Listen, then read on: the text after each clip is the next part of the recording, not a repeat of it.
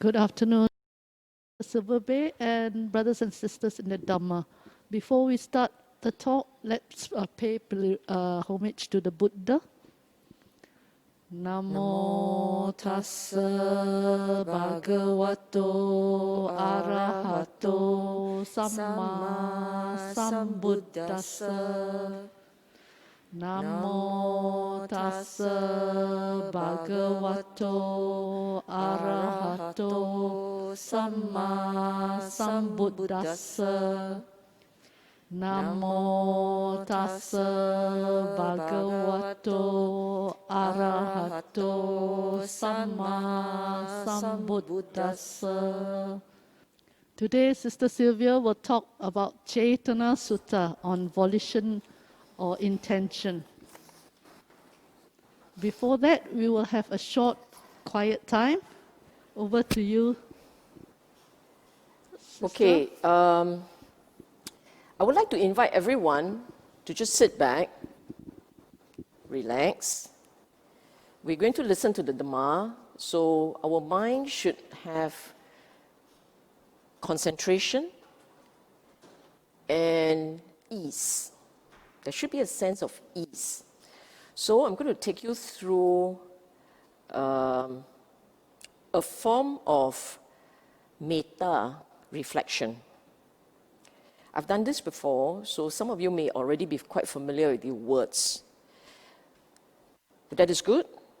It means you can then focus on the words, have a deep sense of the meaning, and at the end of which I hope you will feel joy, and therefore having this ability to share your merits. Okay, so I'd like to invite everyone to close your eyes. Have a sensation of bodily contact first. Bodily contact means as you sit, where are the points that touch the surface?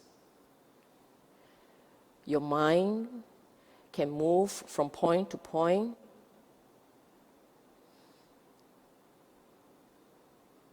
Elbow against the back of the chair, your back to the back. If you're seated, feet on the floor, butt on the chair. Scan through the body. Be aware of the contact points. Where the points are, let your mind travel there for a short while. Note the contact, and you can move on slowly. As you're observing the body, you may be aware of a breathing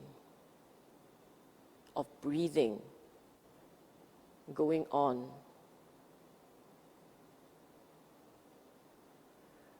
Breathing is performed by the body naturally, so you don't have to do anything, you just observe. You should relax, feel comfortable,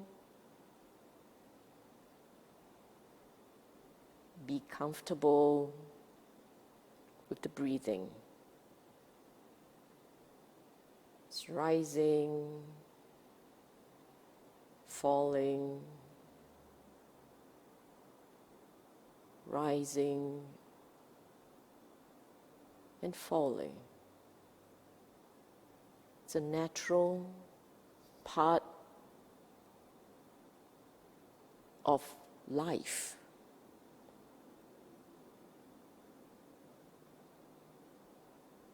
Spend a short moment to experience the breathing rhythm.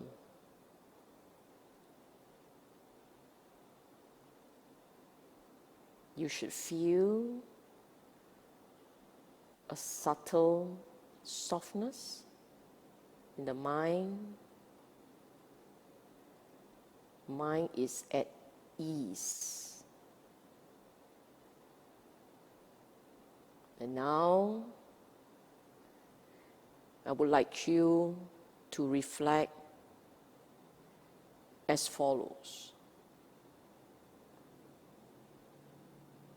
If the words resonate with you, then I want you to feel the meaning of the words. In this life, I am a seeker of the Buddhist Dhamma. I journey through this life in search of the path.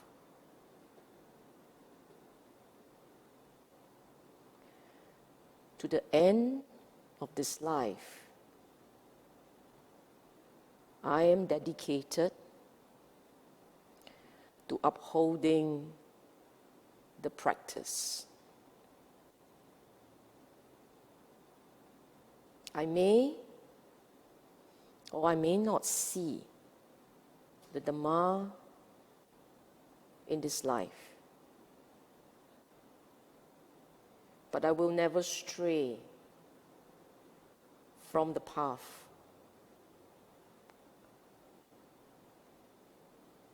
The path, the Dhamma, is the most beautiful gift of our teacher, the Buddha.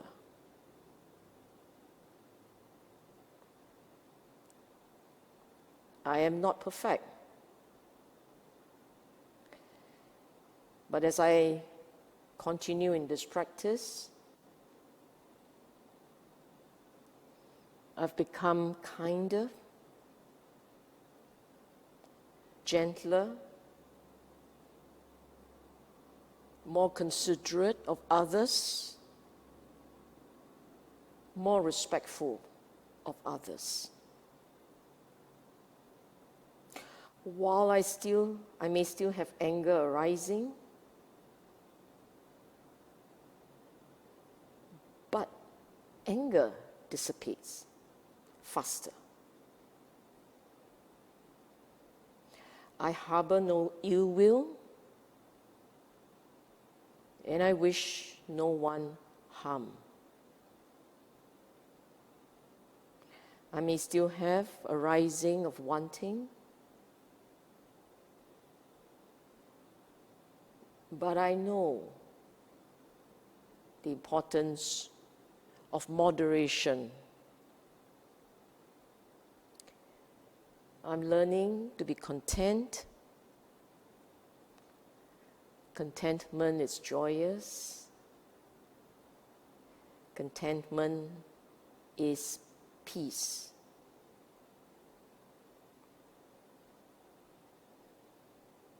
My life is blessed indeed. I live in a place I feel safe. I can take care of myself and my loved ones. And now I have Dhamma. Life cannot be more blessed. I can't express my gratitude enough. The joy that I feel right now, I wish that all my loved ones could feel as I feel. I wish that all sentient beings can experience this joy that I'm feeling, so that they too can live free from fear, free from pain, free from suffering, and that they all one day would have the wisdom to come to the Dhamma.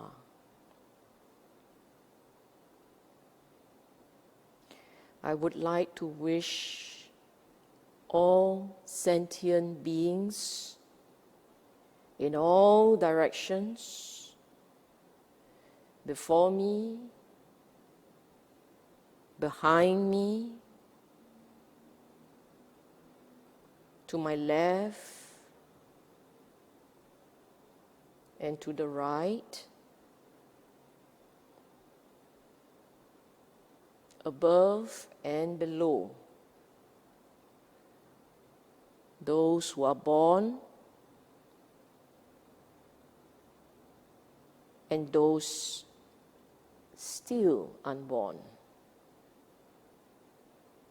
those who are seen and others unseen, from the elderly to the youngest, from the biggest to the smallest. May all beings, wherever they are, be well and happy. May all beings be free from suffering, from pain and fear, to live in peace and harmony, to experience the joy of spirituality and the Dhamma.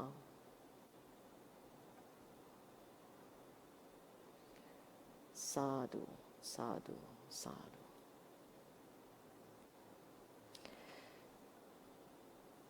If you're ready, you can slowly make your way out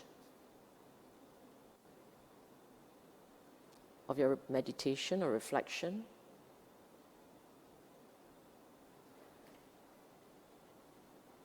And get the mind ready to listen to the Dhamma. Today's talk is relatively shorter than the ones that I have been delivering over the past many weeks. It's only about, 13 slides, 12, 13 slides.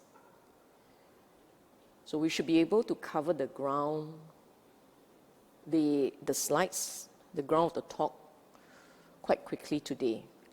But the teachings here can be a little challenging, maybe a bit tough to understand,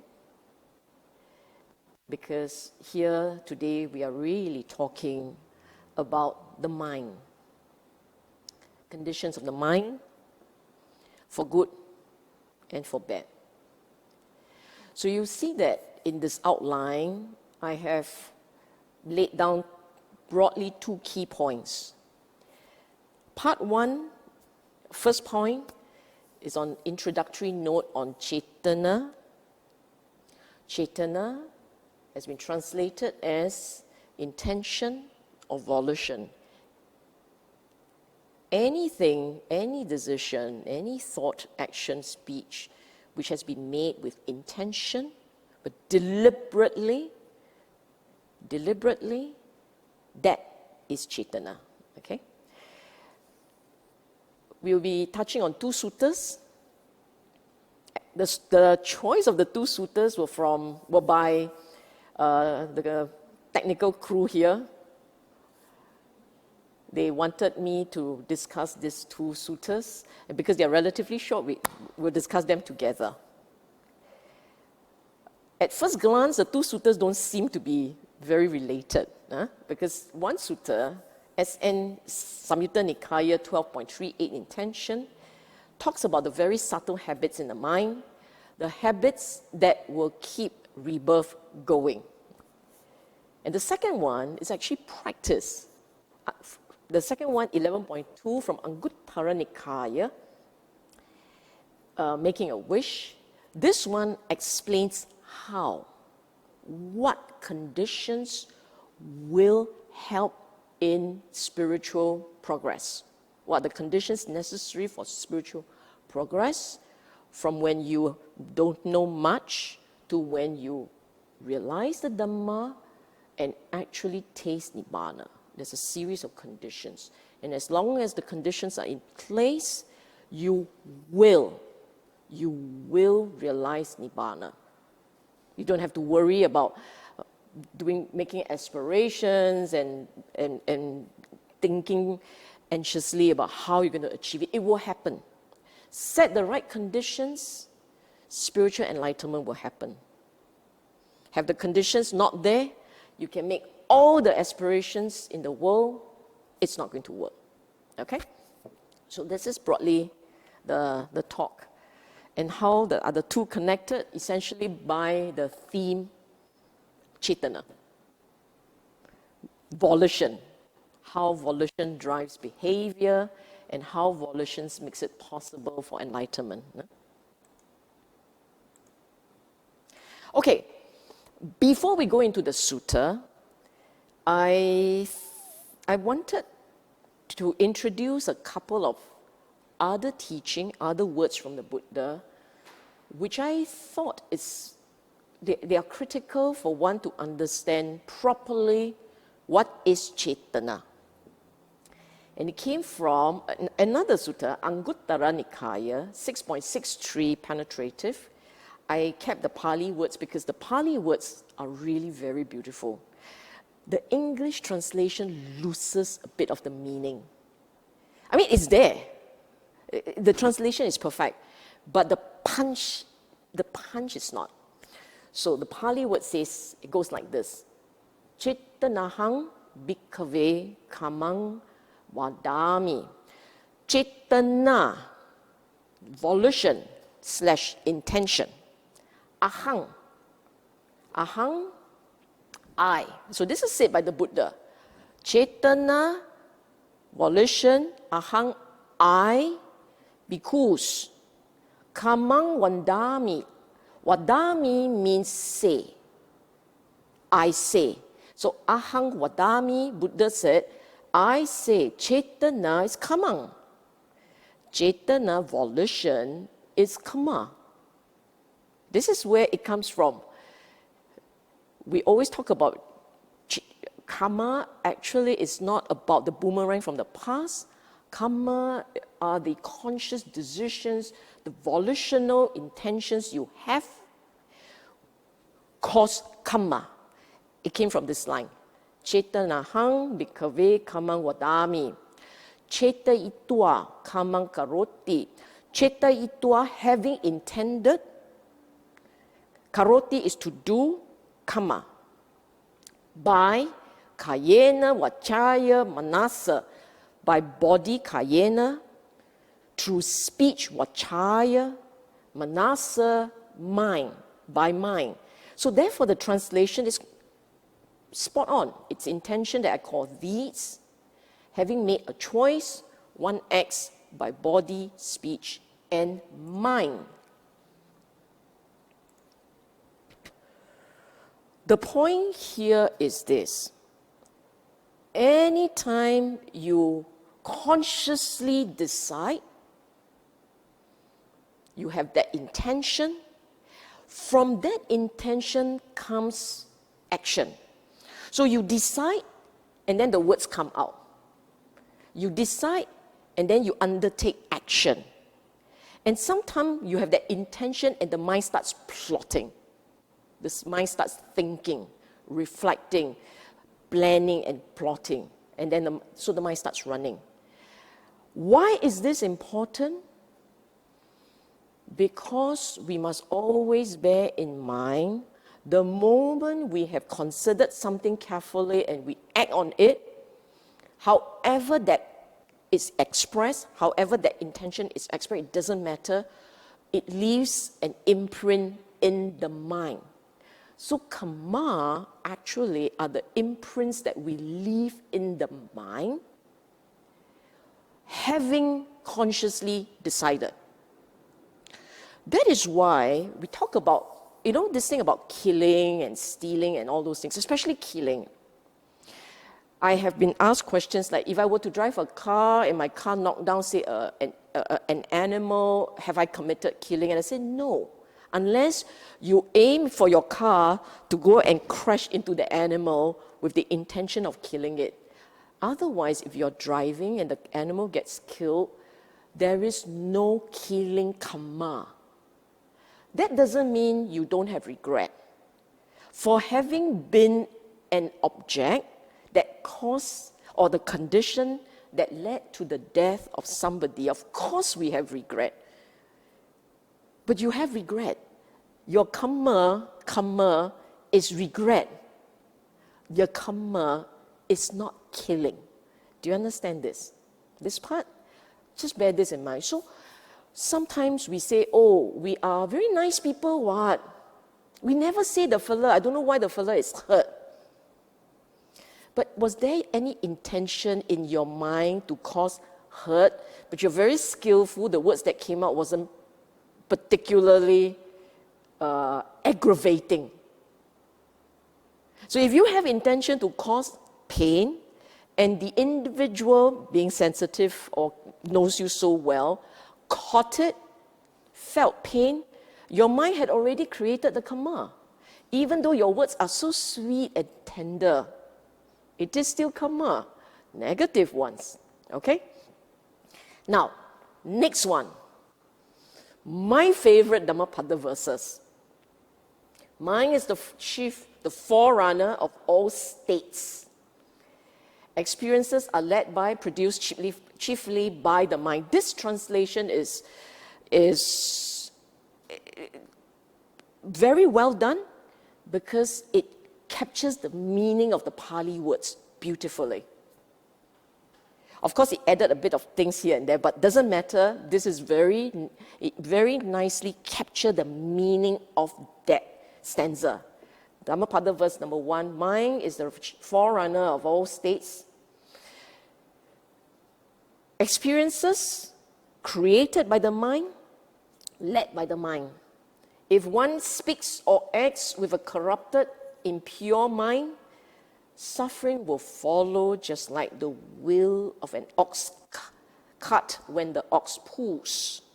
If one speaks or acts with a pure mind, happiness will follow along just like one's shadows that never departs. Here in this stanza, it captures intention, state of mind, and happiness or not. This portion here is very critical. Your intention will basically set the tone for the mind. Okay? And from that state of mind, that's when you will start acting, speaking, talking, acting, talking, thinking. If your motivation are unwholesome, and there are 3 critical unwholesome roots: Lobha, dosa, moha. If your intentions are unwholesome, it doesn't matter what are the words or what are your action, the imprint in the mind is unwholesome, and your constant unwholesomeness, your 3 unwholesome roots will then cause you to experience unhappiness. So when we talk about unwholesomeness, it is not just you causing pain for others. The first victim of your pain is yourself. We can be good people. We think, a lot of us think we are good people. But if we're not careful, even good people with good intention, but the driving route is greed and anger, and of course delusion, then despite your aspiration of wanting to be a good person, despite your aspiration, the imprint will still be unwholesome. So then one will then wonder, why is it I'm a good person, but I experience so much pain? It's because in the mind, the underlying motivation may be anger, maybe wanting. I use the word greed and everybody gets defensive. If I use the word preferences, wanting, desires, is it more palatable? Do people feel like wanting and desire is not so bad, ma? Relative to greed. Greed sounds like a bad word, right? By the word greed, everybody says, hey, not a nice person. But if you think about it, right, this low bar actually means, well, yeah, I want. And very often we say, wanting is very subtle only, ma, what's wrong with that? Too much wanting will leave an imprint which will cause the mind to become agitated, aggravated. Constant level of wanting and wanting will then lead the mind to be naturally, almost instinctively unhappy. That's what it means. When we look at this first verse, we tend to think of someone being really evil. Even the word evil appears there, really evil. I am saying that you don't have to go into the deep state of evil. All you need to do is have many desires, many preferences, many goals and objectives, a whole list of wanting, and it's enough to give you a lot of dukkha. Okay? You don't have to be foremost of those who are greedy. You don't have to. You only have to be national average wanting. That is why many of us keep saying we are very stressed. All these stresses that we feel, they are correlated to the wanting that we have.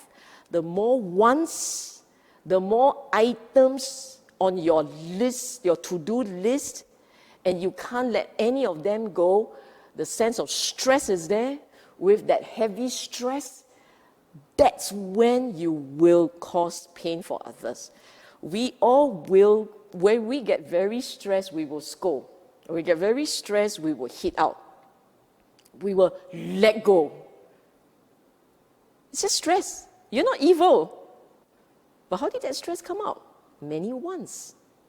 So, I pull out a third one, not because it's the opposite. You see, you have 3 akusala motivations, and then I come up with 3 kusala motivations. It's not because I just need to point out, everything got balance. It's not that. It's actually because I want everyone to be very mindful of the words aloba, adosa. You look at, Buddha didn't say the 3 wholesome roots are loving kindness, chaga. He didn't say it like that. Chaga means generosity. Chaga, dana, generosity. And loving kindness would be like the opposite of ill will. But he said aloba, not greedy. Adosa, not angry. Right? Why is that? Why didn't he push it all the way to loving kindness and generosity? Why aloba adosa? Because all you need is to watch the mind and make sure that what's motivating you is not greed. Between greedy and giving is a spectrum. You just have to make sure you are not at the point of greed. And in your mind, when you pursue a course of action, you got to make sure that that wanting, that craving, that desire, that one is moderated. You keep it moderated, then there is a part in you that is naturally accepting. What you want is a mind that is accepting. Good enough. You don't have, if you can, push it all the way to dana and chaga, generosity, good. But if you can't get to chaga and dana and selflessness in extreme, it's okay. You just have to make sure the greed is not present. And if there is a very subtle wanting, I would prefer, in your mind, I prefer, okay, keep it at level. Keep it at that level. Keep it gentle, subtle, more accepting. Once you can keep it as more accepting, you're okay. You just look at your own mind when it is stressed. The more you want, the more stressed you will be. If you keep it at, okay, I would hope that this happens, but if it doesn't quite hit the mark, I fall short of perfection, it's okay. I'm okay with it. You will find that the stress level immediately reduces. Immediately. Dosa means in your reaction, make sure that there isn't that anger or irritation or agitation. You see how much you can hold the line there. You see that there is a slight agitation. You must recognize that this slight agitation means you have wanting. The moment you moderate the wanting, the agitation will drop. It's proportionate. You can do that. This is dosa. Without anger, without too much pushing and wanting, your mind lands on a decision and you move. You will find that in this state, you are a much happier person. Okay? Now come the sutta proper. This was Ajahn Sujato's translation.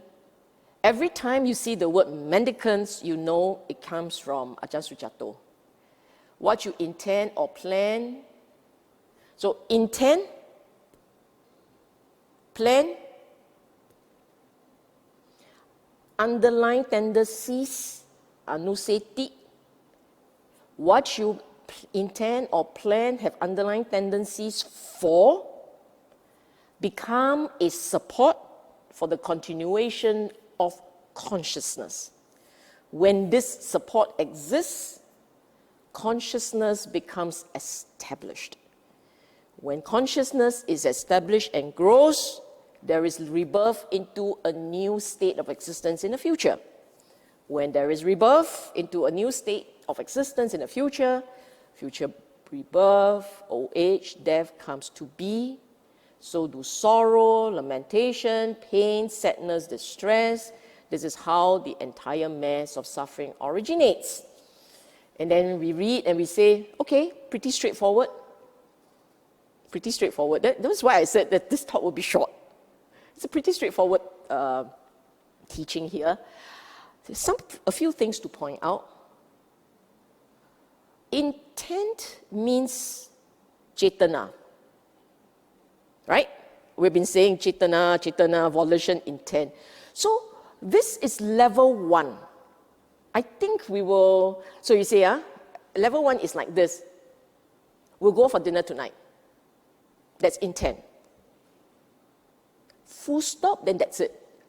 But very often when you say, we'll go for dinner tonight, we will start planning. We will do this, we will do that, shall we go there, maybe we should take a car, get a Grab, you start planning. When you plan, the imprints onto the mind expands, grows, multiplies. You do it deep enough, for often enough. Every weekend you must go out and eat. Every weekend you must eat at the best places, or you have a preferred place and you keep going there. Every weekend, ever so often, food is a regular feature in your mind. It creates an underlying tendencies. So intent, plan, underlying tendencies are actually the deepening of impact on the mind. Okay?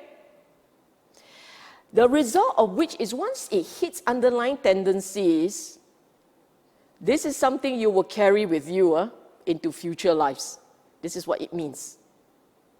Suppose, let's say, in this life, you yearn for romantic love.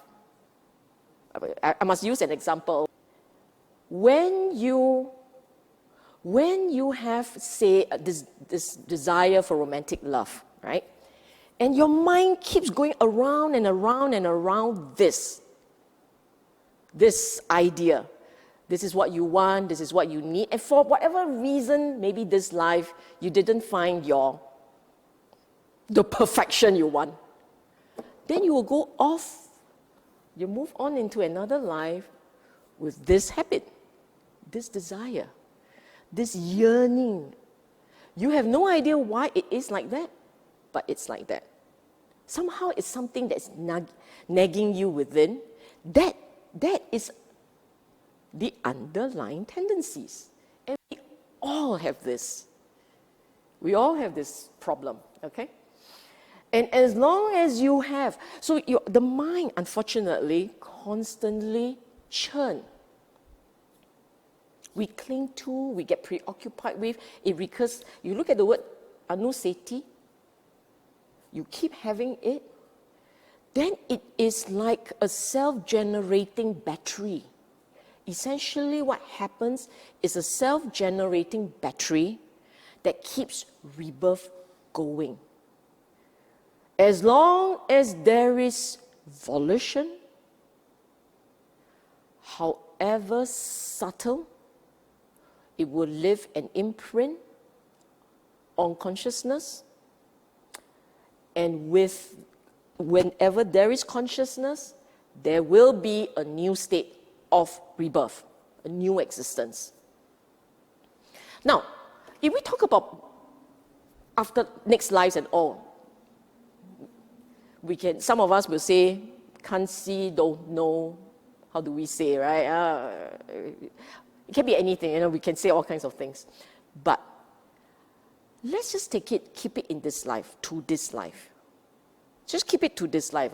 You think about your own experience. Think about your own experience in life.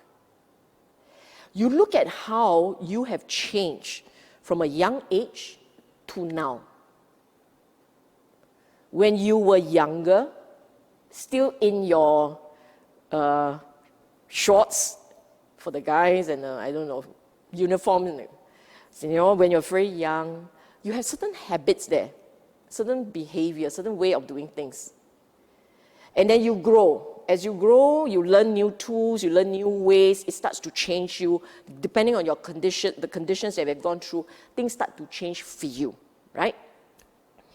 Now you tell me, in all these wandering through life, through this life, in your wandering through this life, in the manner that you change and you evolved, would you say that what you are today is very much a sum of the conditions of the past?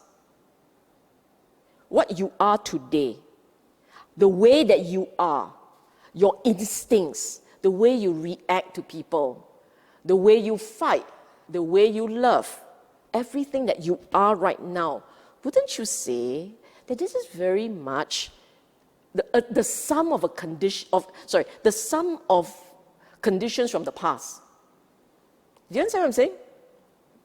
And if that's the case, in the way that you see the world, and the way that you experience the world, wouldn't you say that that's your consciousness? So what you have planned, what you have volitionally created, is the state that you are now. And this state that you are now, this is your consciousness. This is your state, your experience, your reality. So let's say you have always resented people. You feel taken advantage of. You have always been complaining. Your narrative is very negative. People take advantage of you. People say this about you. Nobody likes you. You're so cheated. 你的命很苦. You go on and on and on. Right now, at this point, having reached here, if you stare at your mind right now, wouldn't you say there is a deep sense of angst right now, which is then your reality? So what you say, how you say, what you do, how you do, the planning that you do, where you lend your attention, what you focus on, they all shape the way you are now. And the way that you are now is then your reality. This is actually what it means also. So we don't even have to look at the next life. Just in this life, you are already experiencing the choices you have made in the past. Some of us, the wiser one amongst us, will say, I wish I had done things differently if we are unhappy. Actually, if you are so wise, you shouldn't be so unhappy. But if you are very unhappy, then perhaps there will be the arising of a wisdom that make you realize that, maybe I should do things differently, say things differently, be a nicer person, etc., be more wholesome. If you can do that, and you make strong effort to do that, be nicer, kinder person, you will shift things around. It takes time, but it will happen. That you will then begin to experience a warmer, happier, more wholesome life, reality. Happier and more wholesome reality, okay? This stanza tells you that even if you don't intend or plan, meaning from now on you stop creating volition. I don't see how it can happen unless you're Arahant. But assuming that right now you say, I stop doing it, I stop planning and thinking, I just go along. Look at what he said. You still have underlying tendencies. Becomes a support for the continuation of consciousness. Okay? Which I said, this is the anatta nature of samsara, which means to say, you think you're in charge. You think you will and control and determine and shape. It's like everything is within your control. But the reality is, you only have partial, you can make partial impact. Think of yourself as driving a Titanic in the ocean. HMS Queen Elizabeth II, QE2. This huge, giant ocean liner. You want to turn left, you turn left. You turn right, you turn right. You have to make the determination, and then depending on the conditions of the sea, the strength of your ship, your liner, and other climatic conditions, and then things happen in the direction you steer. But even then, the physics, the science will still determine how fast, how far, how much, right? And this is on an event that it's outside of you. Now we're talking about all these things inside you, which is a lot more complex. You are a far more complex creature than QE2. If you look at your own mind, you will see for yourself all kinds of tussles. Why are there all these tussles within you? Should I not? Maybe it's like that, maybe he thinks like that, maybe he does that. You see how your mind talks a lot when you're trying to make a decision? All this tussling going on, the imbalance and all those things. The reason why you have that tussle, is because you have all kinds of underlying tendencies. all kinds of little habits coming alive for you. And therefore, you will still have consciousness, okay? You will still land. And when you die, this one is actually really talking about at your deathbed, if you still have volitional activity, meaning in this life you have all these choices made, and then they will shape into a habit, a tendency, at your deathbed, all these tendencies will come up. We want to be as wholesome as we can be. We want to help the mind be as pure as it can be, because we hope that at the end of life, the mind naturally goes into a wholesome state, and your rebirth will then be a good one. Even if you had not done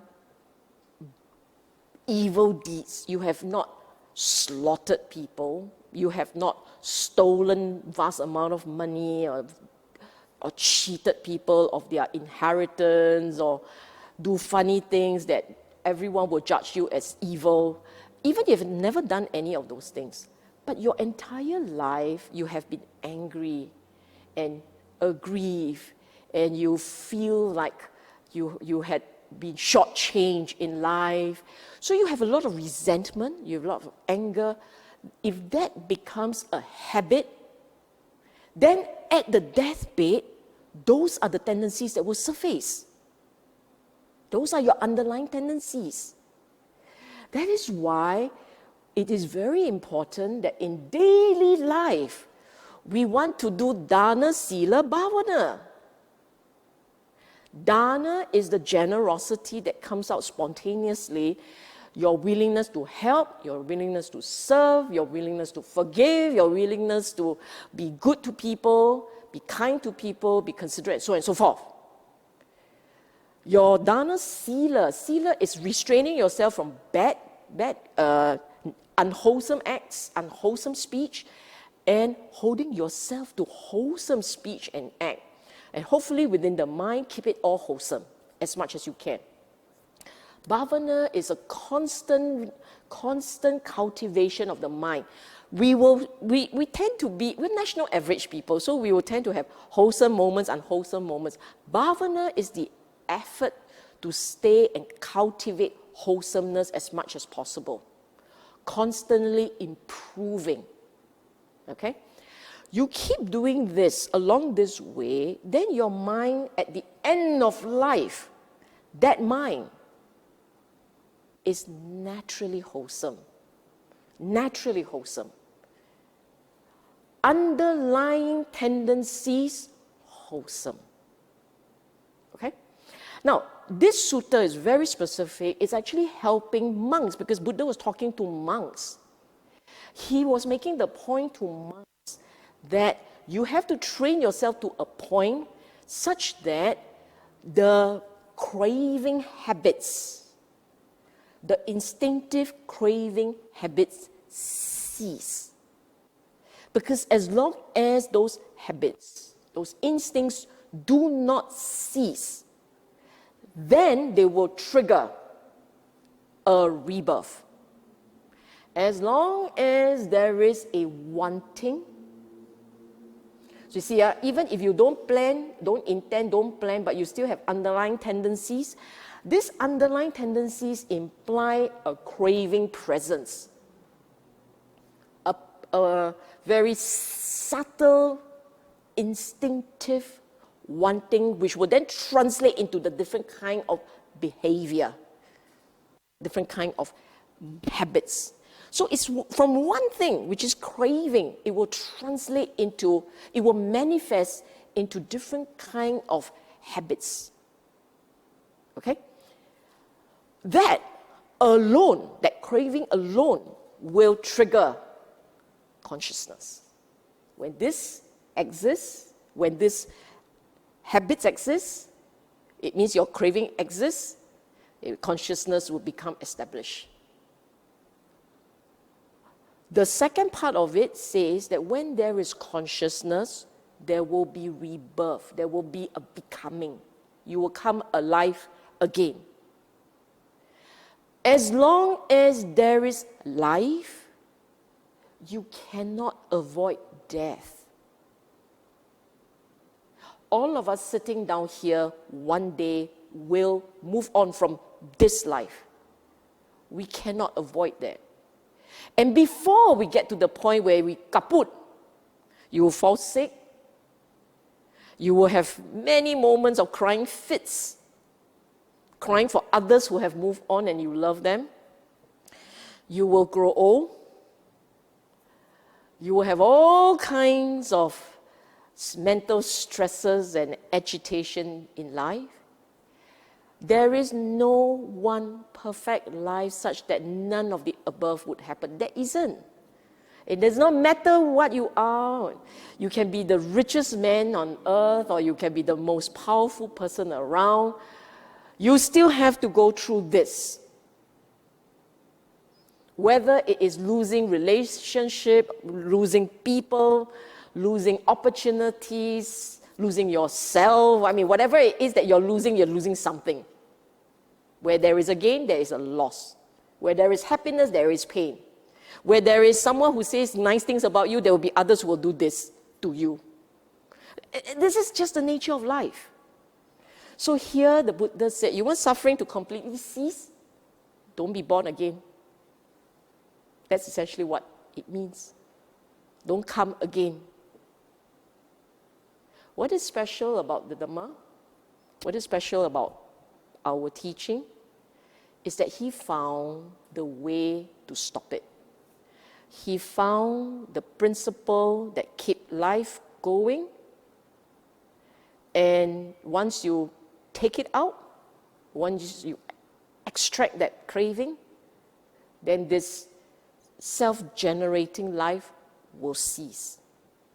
And when that life stops, then this becomes the last birth, and you don't have to worry about the whole mess, the entire mess of dukkha.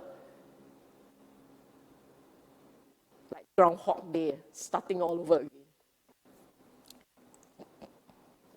Okay. This kind of just sum it up. If you don't intend or plan or have underlying tendencies, doesn't become a support for the continuation of consciousness. No support, consciousness not established, doesn't grow, no rebirth, no new state, no future rebirth, no old age, death, they all cease, as do sorrow, lamentation, pain, sadness, and distress. This is how the entire mess of suffering ceases. Okay? Now, this is Sutta number 1. Only 3 stanzas, three verses. Pretty straightforward. Now we go into the second one, which is talking about spiritual progress. And the point here is how progress sits on conditions and not on volition. Okay? This is Anguttara Nikaya 11.2, Cetanākaraṇīya Sutta, making a wish. But actually it's the opposite of it. Yeah? Bhikkhus, so this is Bhikkhu Bodhi's translation. Bhikkhus, for a virtuous person, one whose behavior is virtuous, no volition need be exerted, let non-regret arise in me. It is natural that non-regret arises in one who is virtuous, one whose behavior is virtuous. I said this, there are some critical points here. you will find that in this sutta that the entire spiritual journey is conditionally driven.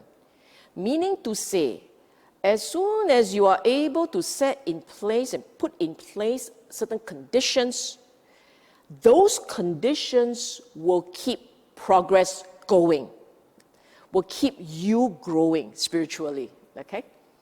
So, what you need to understand is to set the right condition and not just will your way to Nibbana. Think of it like this. If I want to make fire, I will need to have oxygen, I would need to have a flammable material, and the right action that causes that flink and the fire starts. Huh? You can't just say, let there be fire, and then you keep your finger crossed that something will happen. It doesn't work like that. So the same thing. This is Buddha's way of saying all is science, mental science, the science of the mind. You have heard of this expression, beautiful in the beginning, beautiful in the middle, beautiful in the end, right? Describing the Dhamma. So this is where it starts. Beautiful in the beginning, sila. You want to walk this Dhamma path, the very first thing that you need to cultivate is sila. Sila. And the practice of sila, for one yearning to walk the path. We're not talking about the regular national average sila, where you say, make do can already. I observe 5 precepts, boleh, my sila very good. We're not talking about that level. That is minimum that we must do. But we must go into sila, which is purifying the mind. You are a practitioner. You have to purify this mind, which means we have to reduce the craving and the wanting and the desire. And if you can successfully do it, if you can successfully minimize your wanting and desire, you will find that the anger, the agitation part will reduce. So lobha, dosa, moha eventually must all start to come down, reduce. Your principle in life, your governing principle in life should be empathy. That you will not do to another what you don't want another to do to you. Empathy. In other words, when you treat people, you have to treat people in the way you want to be treated. So you want to be treated nicely, you want nice words to be said to you, you want people to be considerate and thoughtful, then you must also reproduce that. The same. Cannot give yourself discount. You all must treat me nice. I decide what I want to do with you.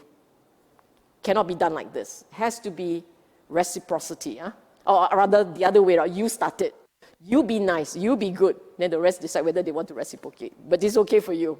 You just do what you should. Okay? So, a person who is virtuous, you have sila.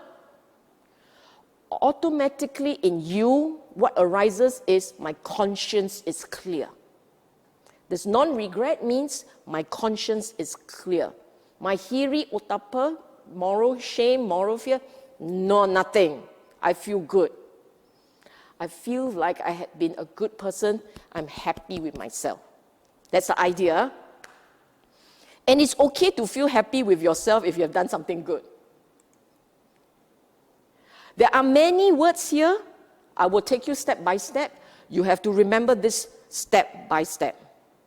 If you have no regret, for one without regret, joy arises spontaneously. That's the first one. For one without regret, you don't have to say, you don't have to will, let joy arise. It is spontaneous, natural that pamoja will arise. Okay? For one who is joyful, piti, rapture, will arise. Now, these people are going into meditation. And I have said this before. You want to be able to meditate, you have to start with being very wholesome. For when you are wholesome, it is natural for you to feel this sense of lightness. Conscience is clear, you feel lightness. When there is this lightness, if you look at your mind, there is a part in you that's happy. You can call it joy, but Moja, the idea here is it's just happy and light. This is the Monday. This is not in meditation. This is still outside of meditation. Okay, when you sit and you look at your mind, there is a certain lightness. It must be there. So even before you start, right, into the watching the breathing, watching that breathing, your mind should start like this. It's a natural joy, natural lightness. If your mind has stress or is agitated, it feels somewhat distracted and heavy, it means the wholesome condition is not enough. It is not enough. So the mind then gets more distracted easily and it goes looking around for stimulation. But if it is contented, it is enough, the mind would actually settle quite easily. Okay? When there is joy, piti should arise. This is the front part of piti. Of course, when piti gets very strong, you can feel your goose pimple rising and very fast. Now, I want to help you get a sense of what this means. You have all attended. Can you recall? Try and recall an occasion when you did service or when you go before very well practicing monks, very good practitioners. Do you recall when you see them, you feel a lightness? You feel that joy? Do you then recall that sometime into the joy, you can actually feel your goose pimple rising? Do you feel that? Yes or no? There are people here. Yes or no? Do you remember that? Because that you feel, right? You have that joy and the lightness. And then as it surges, you actually feel this goose pimple coming up. That's piti. Okay? If you have never experienced piti before, you have to do better. When you go do dana, right? And you do dana to a lot of practitioner monks, the joy that you experience seeing them, you feel all these tinkling sensations and the body is delighting and the mind is like doing a pom-pom dance. That's piti. So it comes after that light joy. Then as it settles, so one with piti, you don't have to exert, no volition need to be exerted. The body, it's natural that the body of one with a rapturous mind is tranquil. So what it means is, as you see all this this goose pimple, this tingling sensation, the sense of energy that surges from within, when you have that experience, if you look at your form, it feels light. It will feel light. It will feel peaceful. It's the form. This is really the body that feels light and peaceful. Okay? And if you look into the mind, this is the next part. When you look into the mind, you will see that there is a satisfaction, a contentment. Here, we call it pleasure. It's all translation, but it's actually this sense of deep peace and happiness. The sukha refers to this happiness, okay? And for one feeling this happiness, the mind naturally goes into concentration. And this is the samadhi that we talk about. So I repeat this. For those of you who say that meditation is very hard, very tough, please remember this. Buddha laid down a path. He identified the milestones that people will go into when they meditate. And it is exactly like this. You start with the sense of lightness, the sense of joy, the sense of, I feel good. It must be ease. It's a sense of ease. You start from there, and if that builds, you will feel this energy surging, which you will experience in the form sometime, hair rising at the back of the neck, goose pimples all over, tingling sensations, whatever you call it. This is essentially this piti that is coming up. You go a bit deeper, you will feel this sense of ease and tranquility in the body and the mind. The body is this tranquility, the mind is that sukha. Another point that is not written here, but it suddenly just struck me. Oh, yeah, actually it's here. Note the body-mind correlation. Remember this. You want to be able to meditate. You don't chong for a very subtle thing. You actually have to see the form first.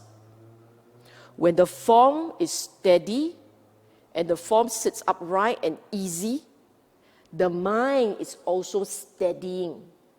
The mind is also getting easy. The two will come together.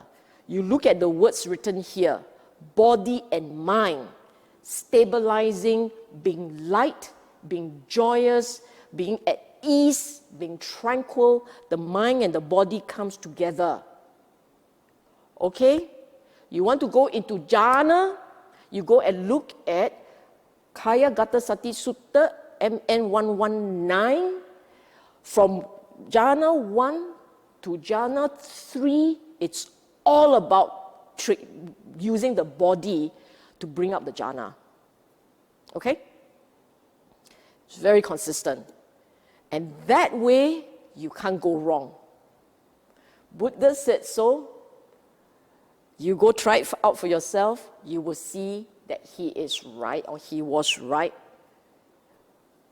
Beginning, middle, and the end. Okay? So beautiful in the middle, this segment, samadhi. And for one with concentration, you don't have to keep saying, let me know and see things as they are. This is the Yatha Buddha Jnana Dasana. Yatha, whatever is there. Whatever, Buddha is there. Jnana, knowledge, Dasana, see. So, know and see things as they are. One with samadhi, the mind goes quiet and still and steady. Automatically, it will start observing its nature, the mind's nature. Seeing the mind's nature, it will then begin to be able to observe. I said here, 5 aggregates of grasping. It will see feeling, sanya, if you can catch it. Or if you can't, it will still be nama rupa. You see the form and you see the mind broadly as transient, as unstable. As long as they are transient, they are not stable. Not stable means they keep changing. Whatever is seen is gone. They keep changing. And as such, unsatisfactory. Why not self? Because the experience is transient and there is nothing in that transient that is a self. It's nothing transient, it's a self. Okay? So all experiences conditionally a reason. This is what you're supposed to see. For one who knows and sees things as they really are, you don't have to, no volition need be exerted. Let me be disenchanted. It is natural that one who knows and sees will be disenchanted. I will cut this into two parts and explain separately. You see my words there? Wittingly, unwittingly. The regular mind relishes craving. Thought of indulging gratification is welcome. Now, don't look at the words. You just listen, you just reflect. Go into your own mind. You look at your own mind. If you look at your own mind, are you aware that there is a part in you that is always seeking? Seeking. The word is seeking. Always seeking pleasure. Good. If you say not pleasure, but the good part of things, the mind naturally leans towards. You look at these words that I throw at you, and you tell me what you think. Blessing, luck, good fortune, happy coincidence. Would you hear these words? How does it make you feel? I want that. I want this. Now I say these to you: disaster, catastrophe, victim, helplessness. How do you feel? I don't want these words. This is natural. The mind naturally leans towards the kind of things or events or people that give them pleasure, or at least not pain. Natural. That proclivity is there. That means embedded in the habit of the mind is craving. You think of the words good fortune, good luck, happy coincidence. All these words, you look at the word, can you see craving arising there? Embedded in the word is craving. And this craving, we don't recognize, we don't realize, we don't see it as troublesome, problematic, the origin of dukkha. We don't see it like that. Craving is natural, then just accept, oh, it's okay, it's natural. So we accept. But the Buddha said craving is the origin of dukkha. So then what do? We say that, no what, craving okay ma. Even now, we say craving is okay. And the reason is because we have taught ourselves, I don't know, I don't know whether this is science or this is a habit or this is a self-defense mechanism of the human being, I don't know. But the reason why craving feels okay is because we don't focus on the craving, we focus on the outcome. So a craving leading to an outcome that we want, thinking of the outcome, we are very happy already. Sweet. Doesn't matter if we have to struggle, if at the end of it we triumph. Doesn't matter if 我要付出很大的 what 代价 right 付出很大的代价 as long as at the end of which I achieve my goals. So what is happening is that the regular mind is fixated on the outcome that it wants. It completely misses the dukkha of that craving.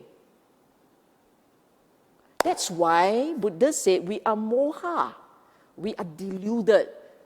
We don't see what's there.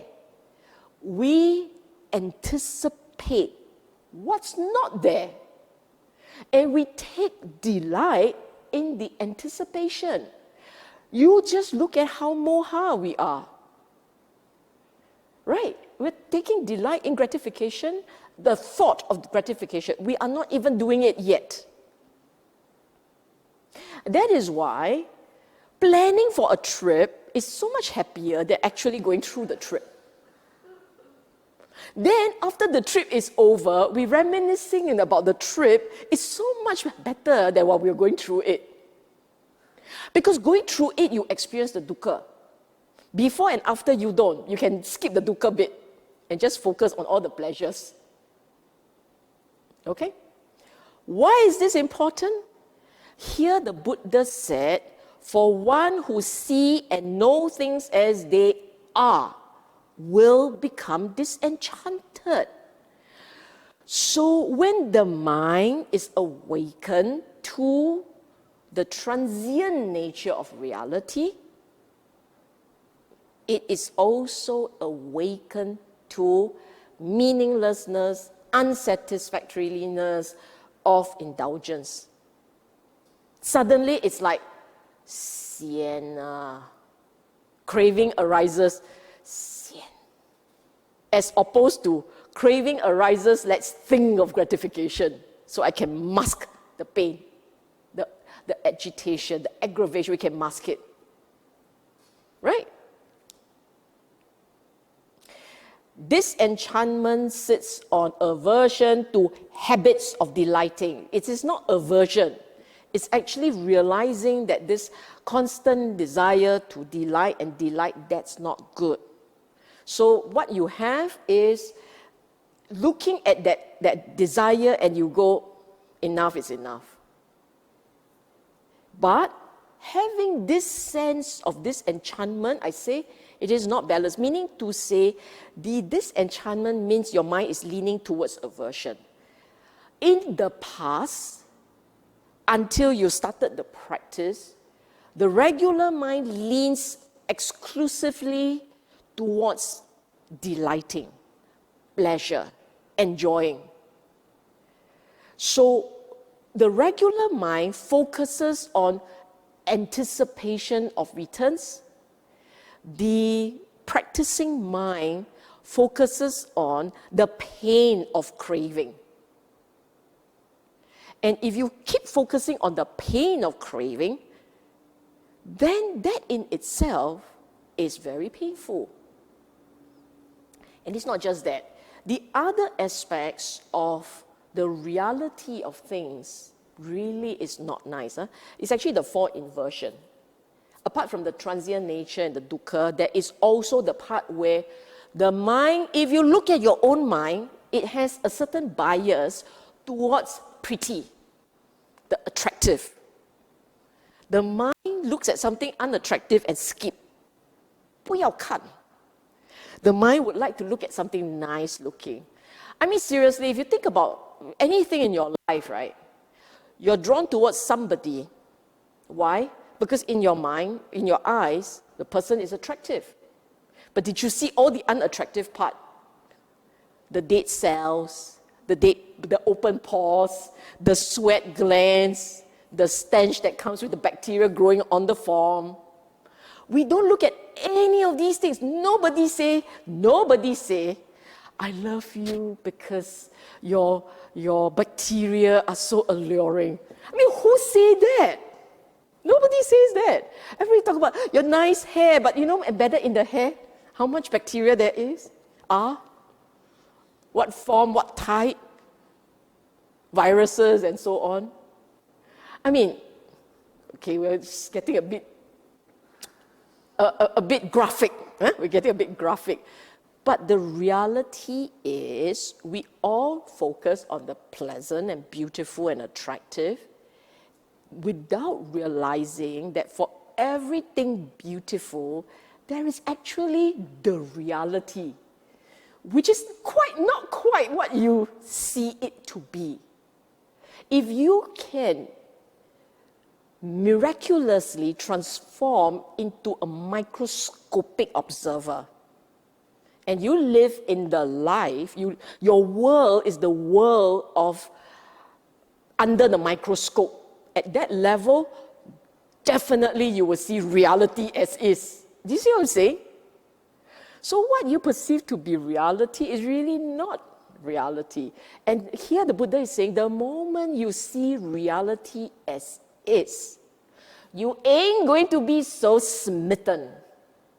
You will no longer be so attached. That's what he's saying.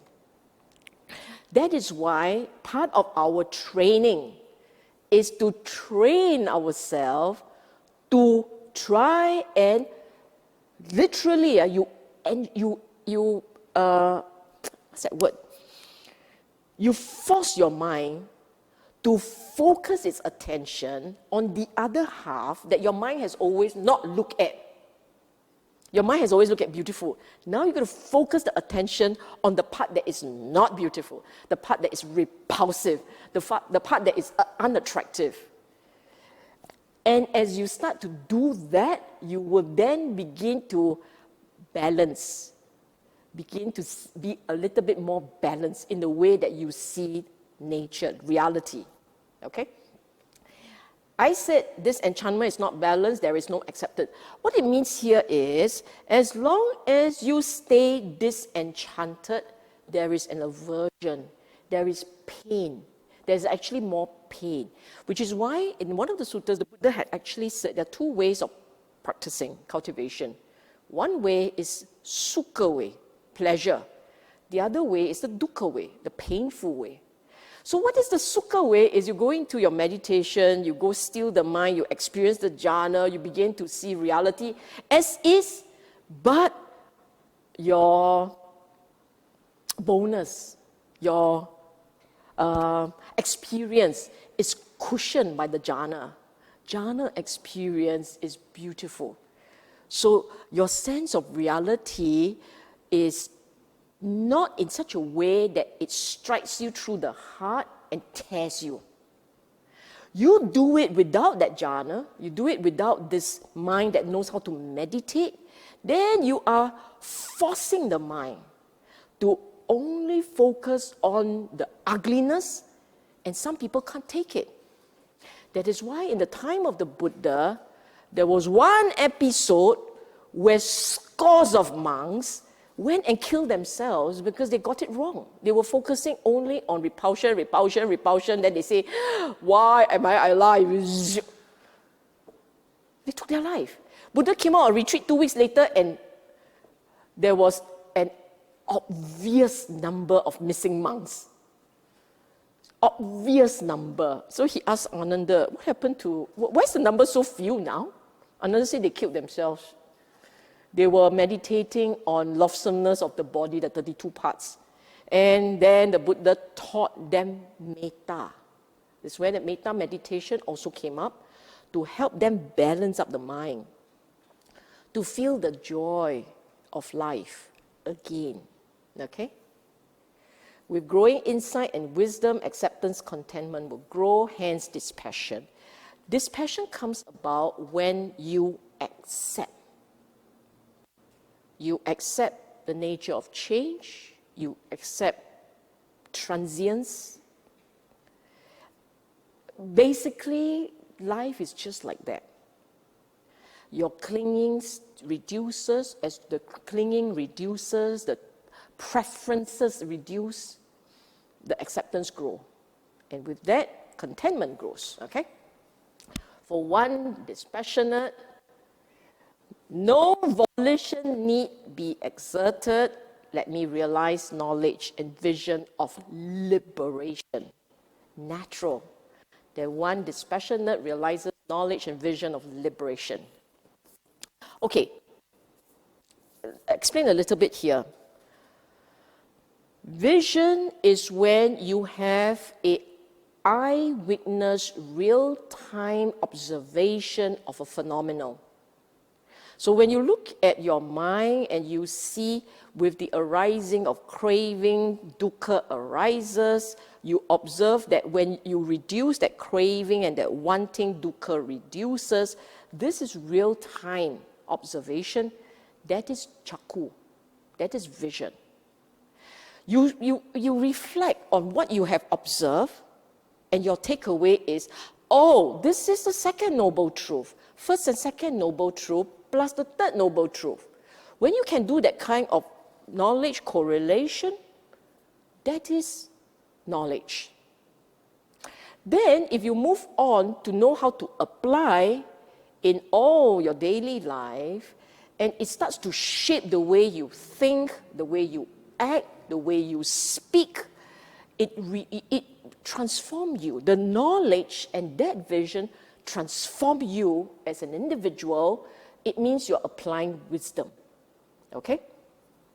And Buddha was saying here that one with dispassion, remember what I said, dispassion means you now have contentment and acceptance. You no longer having this craving, wanting things to be different. Why is it I have all this craving? Why can't the craving fade away? That kind of thoughts, right? No more. It arises. Even if there is a craving that comes up, you see it's okay, it will fade away. You begin to become like that. This is when you see for yourself. You are no longer trapped in a habit of compulsion. Most time in daily life, you are compelled to do this and that. What do I mean by that? You think about it. Some things cannot say, some things should be like that. Why am I behaving like that? Why can't I be more wholesome? Why is it people are like that? There is always in our mind, why must be this? We want it like this. This is my preference. This is not. It should be. When you have all this one thing, your mind is shackled. You are fettered. Okay? As your one thing starts to reduce, you begin to feel more liberated. You begin to then associate craving as a fetter, And with the reducing or diminishing of craving, the fetters that tie you break away. And a lot of these fetters are mind-made. A lot of the fetters are mind-made. Okay?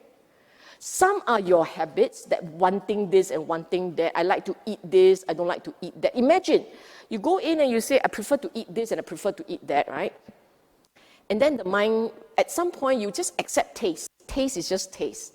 You're not particular about taste. Straight away, the fetter to taste is gone. Right? That fetter to taste is gone. Then there are thoughts, there are ideas, there are views. The more you let go, the less fetters you have. If you are someone who cares very much how people look at you and think about you, those are your fetters. And you think people are always thinking about you, man? No, they think about themselves a lot more. So the day that you realize that actually there's no need to be worrying about how people think and see me, it's okay, let be. The day that you realize that and you can accept that, the fetter of other people's opinion drops. You see what I'm saying? All fetters sit on your desire. The more desires you drop, the fewer fetters there are. So freed of fetters. And all this, although the Buddha said it this way, it seems like a one-shot thing. You sit, then you joyous, then you still, then you see, then you realize. It's not. This is a gradual training path. It takes a while. And it will constantly going up and down this ladder of understanding and training. Okay? I think this is the last one. Yes, this is the last slide. Now, the entire stanza above explains that every step of the way has a purpose and brings about a result.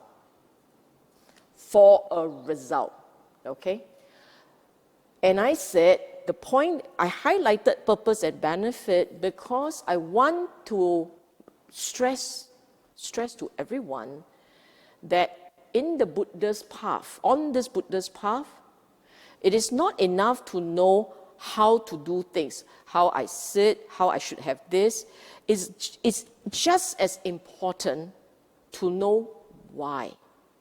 I have to be wholesome because without wholesome mental energies, the mind can't experience ease and joy.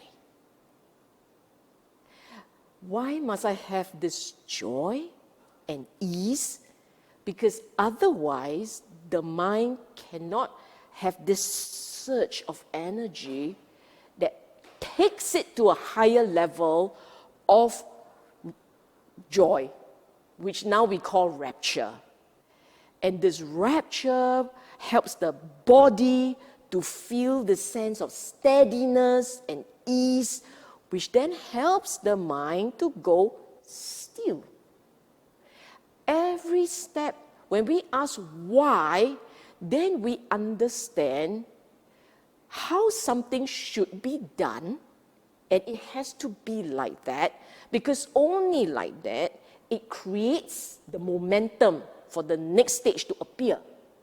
You look at what the Buddha said in the final line here.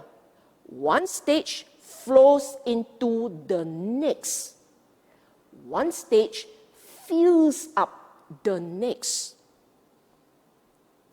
Only when you have the necessary mental conditions in place will the next step happen properly. So anyone who talks about wanting to meditate but don't know the steps, not sure about the steps, they are doing the wrong thing. It is not about the object that you look at, not about the object. I know, because I have explained meditation to many people, I keep having people asking me this question. Do I place my watching in the nostril, or the dot, on the chest, on the tummy? What about out here?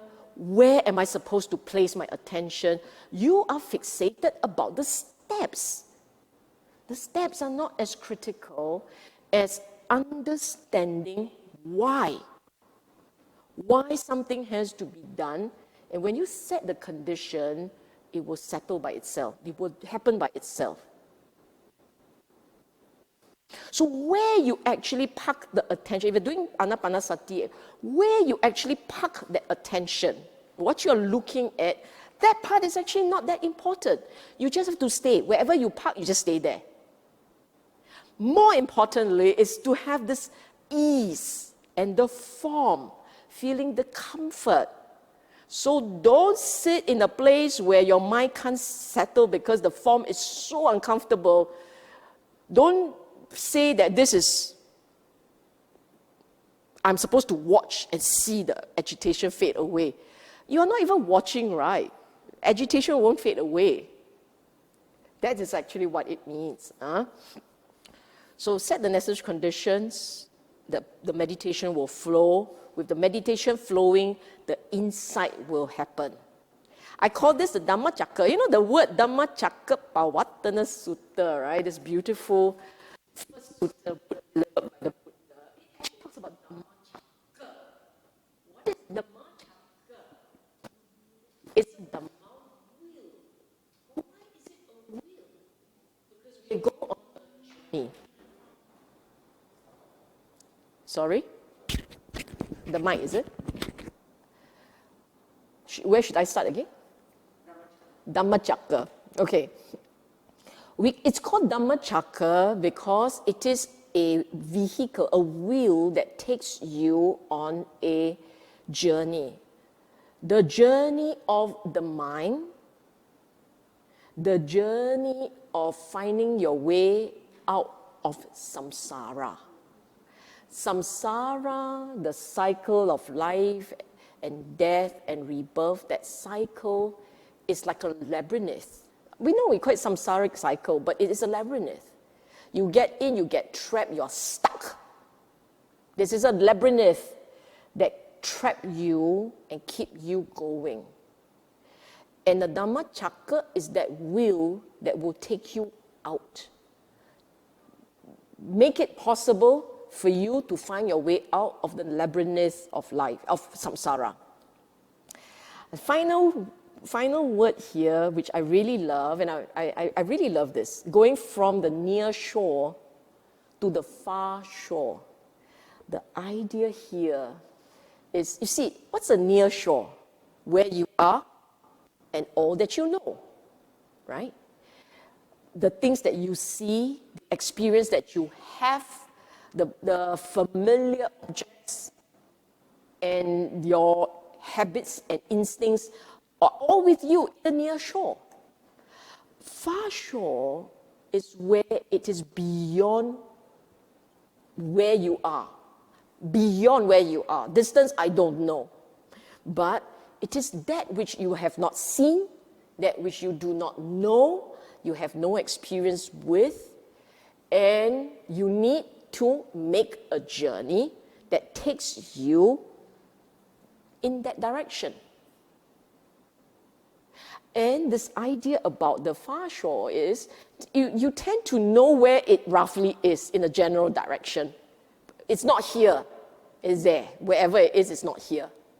So we are transiting the teaching, the Eightfold Path, the training formula is helping us to transit from the way that we are, the person that we are today, to a different, someone different with a different habits and instincts and mindsets, from one who has dukkha galore to one with much reduced dukkha. It's a very different experience.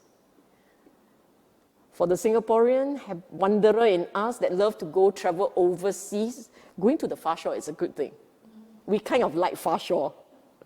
Near shore is too near, right? Yeah, far shore is a good thing. Okay, so I'm done here. We have said a lot of things already. I think there are many questions. We can take questions now. Thank you, Sis Sylvia. We have one. First question is, how about a Sotapanna who come to birth up to 7 lifetimes? Do they suffer from rebirth? Sorry? Sotapanna comes into birth, it's a rebirth, ma? Yes, you do have rebirth. You will have rebirth up to a maximum suffering. of 7 lives. Huh? Do they suffer? As long as you have a birth, there will be dukkha. Okay? Dukkha is a given for any mind that still has craving. There are the dukkha associated with life, meaning to say when you are born, you die. When you're born, you will have fall sick, be old. Not just yourself. The people you love, the people you care for around you, they too will transit. They are born, grow old, and die. So there is the pain of the bodily form, and there is the pain of the mind. Form is one thing, but there's the mind. The pain of the mind, meaning your emotional pain, your thought pain, as you think, and the more you think, the more painful it gets.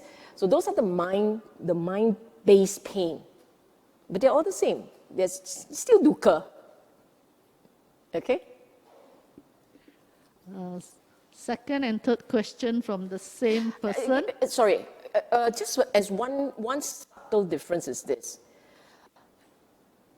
Any of the Arya, Sotapanna or any of them, the moment they enter that stream, it means there is an understanding of mind's nature. The level of acceptance and contentment will be more for sure. Because they understand how the mind works, they understand that things come and go. There's a much greater acceptance of transient nature of life. Because of that understanding, because that craving is lowered, because of that, even the Sotapanna's sense of dukkha is still much less than the conventional individual. Okay? Yeah. 2 questions from this person. Question 1. Is Chaitanya related to Sankara, independent origination? Yes. Chaitanya will be related is a good word, but the idea of Chaitanya is actually Sankara also. And Chaitanya, volition, is Sankara. Construction, volition. That's why Sankara has also been translated as volitional formation. Yes, thank you. Her second question is, consciousness arises due to meeting of sense faculties with objects. How does it differ from the way it is explained as supported by intention, planning, and underlying tendencies, thereby being established? Huh? I think she wants to know the difference between consciousness that arises from contact with senses and how does it differ, and consciousness supported by the what you have explained, intention, planning, underlying tendencies. Okay. You know, if you look at your own mind, I like to explain in the context of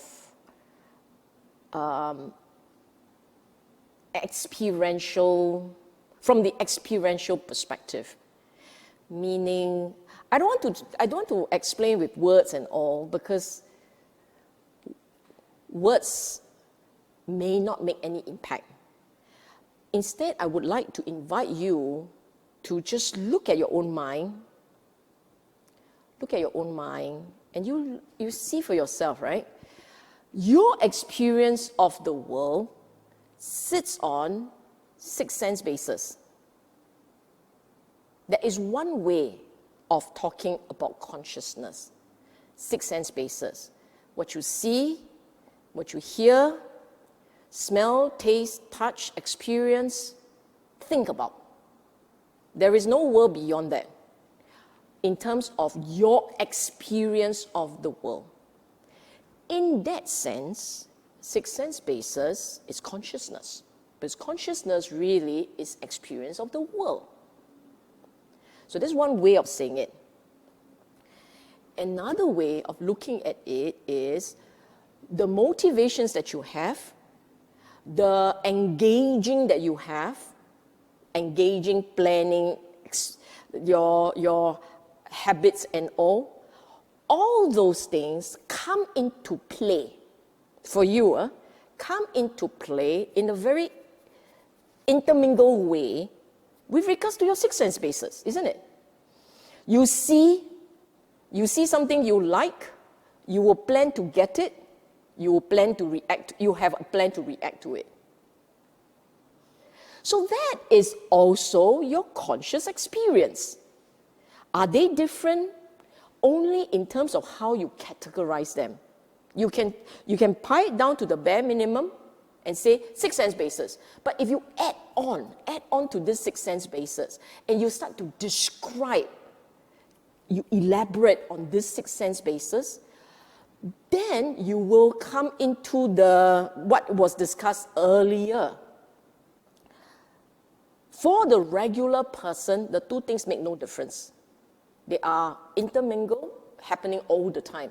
Even where you sit, where you sit there at home, you also have thinking, reflecting, remembering, experiencing, and so on and so forth. And this sits on top of what you heard, what you remembered. So the ear registered, the mind registered, the mind remembered, the mind talk about it. It's all like that, ma. But where is it different? It's for the Arahant, for the really top-notch Arya practitioner, that's when they can see the difference. The more there is no minimal, I'll put it this way, as your craving reduces, the more you become aware of contact. So your experience of the world sits on 6 sense basis without running away. That mindfulness makes it possible for you to become aware when you register something, but you don't act. And you are able, your mindfulness ensure that you keep your reaction wholesome or minimal, not and let be. Minimal. So when you get to a point where you can, your mindfulness is very sharp, and your practice of the Eightfold Path is immaculate, then you don't have this planning, intending, and you are working towards reducing and eventually letting go of all the underlying habits. Only at that level, then we talk about 6 sense basis without the add-on. But for the rest of us, it's always adding on. Okay? Thank you. We have at least 4 more questions. Okay. Sis Sylvia, can you explain underlying tendencies by giving examples? Thank you. Really? Examples. Okay. Okay. When you watch a movie, right? When we all watch a movie, and assuming that, okay, let's just say a class of 5 or 10 people watching a movie. Okay, forget about movie. Real life example. Let's say you witness an accident. You witness an accident. And there's 10 people witnessing the accident. Would you say that their reaction is going to be identical? There will be those who jump to action, go and help victim. There will be those who sit down there, take picture, post on Facebook later. There will be those who call police because they're too scared to get involved, but they don't mind be helpful, call police. There will be the ones who will just take down 4D numbers so they can go and buy tonight and make a profit. Agree? Why all these different reactions? Underlying tendencies. In any situation, if you find that you have a compulsion to act in a certain way, that compulsion is actually your underlying tendencies. That compulsion to act. So if you have a lustful, greedy, sense pleasure gratification person, then your compulsion is comfort, your own comfort. And you will make sure that you eat, the food that you eat must be to your satisfaction, and you are very particular about the ambience and so on and so forth. I don't know. So a greedy nature, a greedy compulsion will mean probably heavy emphasis on finer things of life, creature comfort, that kind of thing. And of course, it could mean a lot more, okay? Angry compulsion, angry underlying tendencies will be someone who is constantly critical. So if amongst your friends, you find that there are people who is always criticizing and always commenting on something negative, that's an angry underlying tendency. But it's of course not so simple. We can be very complex creature, and we can have competing tendencies.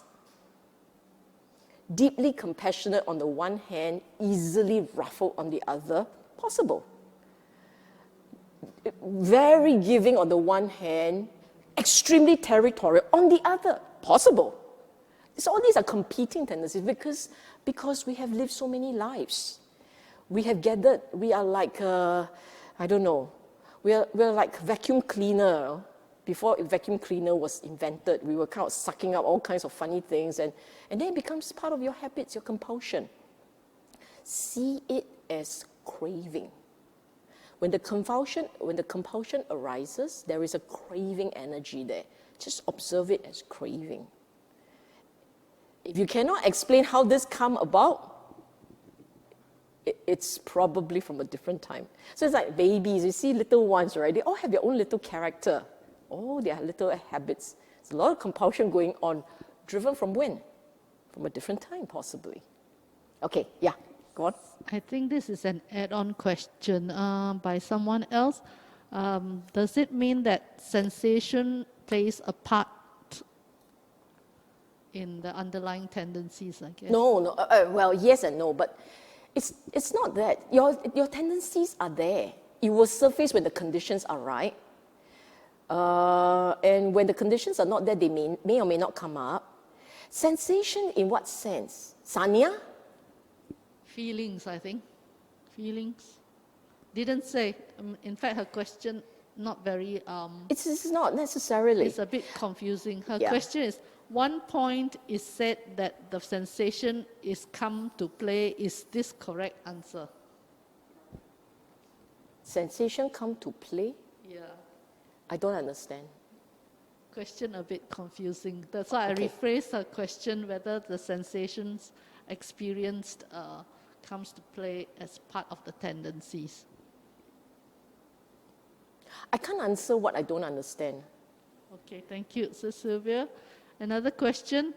Often, despite the intellectual knowledge, unwholesome thoughts may still arise. What will help minimize these thoughts? Yes, I know what you're saying.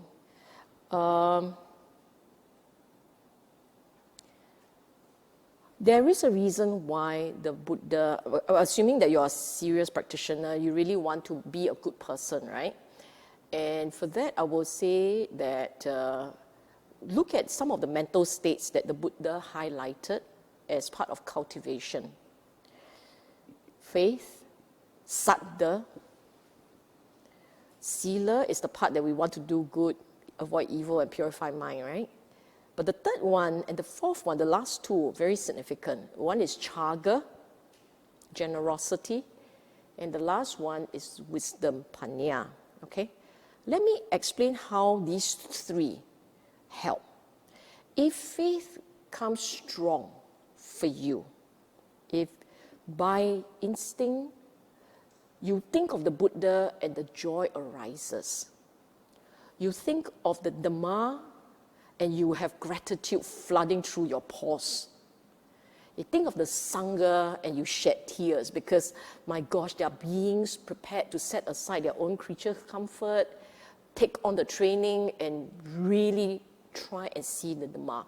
You have this kind, if your faith is very strong, it actually helps to act as a check on your unwholesomeness. Because every time you see unwholesomeness arising, you may say to yourself, Buddha can take it, I can. The monks all can practice so well, I also must try. I only have to do a little bit relative to what they have to do. I can do it. So this, your faith, the strength of your faith, actually helps you to look beyond yourself. The strength of your faith, right? Because instead of, if let's say you get upset, your words will be, why is he like that? Why is he doing this to me? No. You will nag in that way because it's all about you. But if your faith is strong, straight away you will say, Buddha had his experience. Buddha could do this. I am his student. I cannot be such a shame to him, right? I will try. So, strangely enough, your faith, Buddha, Dhamma, Sangha, right? As you constantly reflect on what these qualities are, they allow you an avenue to focus your unwholesome mental energy and convert it into wholesomeness. So that's one. That's how faith works. It's not, faith is not, you sit there and go, Buddha, please help, please help, please save me. It is not that. It is really reflecting on his qualities, his strength, his struggle, with gratitude. And you say, you cannot be so no standard and be a source of shame to him. Cannot, must do better. And so you train. Chaga, if you train yourself with generosity, chaga, your mind is, you keep telling yourself, this is not about you. Because chaga really is setting aside your own desire, your preferences, your entitlement. Put it aside for another. The idea here is for another. When that is the case, then when you have this anger coming up, you will say, anger is my anger. This is an anger that's coming up. So I have to try and see things from his perspective. I try and understand things from his angle. I just let this go. Don't hold on to this anger. Forgive.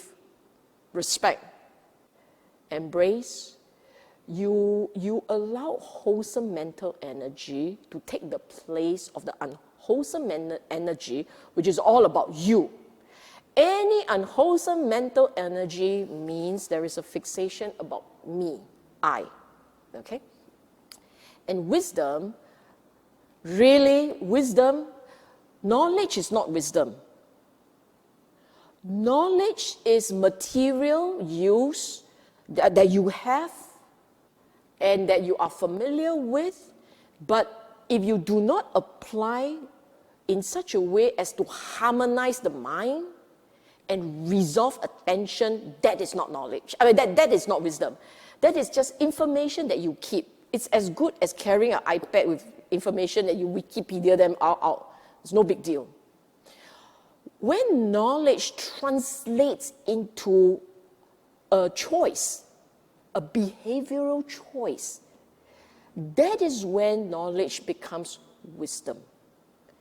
A wise behavioral choice, a choice. What is wisdom? It really means the information that you have, you use to tame all the negativities emitting from here, increase the level of wholesomeness around you, find this win-win situation for people, resolve any conflict resolve the conflict without aggravating it. This is when there is wisdom. Wisdom really is ensuring an outcome that is good for me and good for you. If your outcome ends up with good for me, don't care about you, well, maybe you're very intelligent, but there is no wisdom there. Okay? Thank you, Sis Sylvia. This person has 2 questions. Thank you for the Dhamma talk. First question, volition formation is the second link of the 12 dependent origination. Avidya or ignorance is the first link. Yes. Very often one does not know what one is ignorant about. Under this context, how is one going to put a stop on the volition action and leave an imprint on the consciousness? Ignorant of the Four Noble Truths. Ignorant really is that part of us that has a fixation with pleasures, with sukha. In every one of us, we don't even realize that our mind leans towards pleasure. And even when we do realize, we think it's okay. When you think it's okay, that's ignorant. Okay? There's nothing mystical about ignorance. When your mind says, it's okay what? I'm practicing the Dhamma so that I'm a happier person. Okay, you're right. But happier means what? Is happier the result of reduced in craving, or happier because you went to try and shape everything around you to your satisfaction? If it is the latter, that is not Dhamma. It must be the former, which is really learning how to increase the level of contentment, accepting the nature of life as is, not constantly chasing and wanting. When it happens in that way, you're on track. When it is all about still shaping and making things happen in a certain way, that is still off track. So with regards to this question on ignorant, I know I think his point is Chaitanya, Sankara is number 2, but you have number 1, which is ignorant. And I'm saying, actually, if you start to train yourself in understanding, accepting, until it becomes second nature for you, that chasing for sukha, trying to push away dukkha, that in itself is craving, that is dukkha. When the mind can understand and recognize that, when the mind can accept things and let things be, that part, it seeps into your underlying tendency. Then your underlying tendency will just stop this Chaitanya, this problem with creating and pushing and having things working out for you in a particular way. It will change that habit. Your habit is now accepting, contentment, letting be. When that is your habit, you are fine. That is when your dukkha, cessation of dukkha you start to experience that for yourself. Thank you, Sis Sylvia. How could one know that one has entered the stream? Is it through some sort of vision during meditation? I think this is a talk for another day. Actually, I think there are very good speakers online that have spoken about this. Maybe we can include it as part of the link later on when we upload this thing properly. Yeah. Okay, last question. If one tries to practice the Dhamma or do the sharing of Dhamma, but someone is intent to stop it from happening, will it be karma for that someone who does so?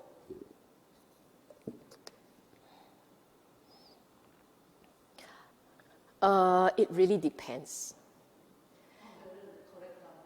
If yeah, whether or not it is true Dhamma. In fact, we also would end up with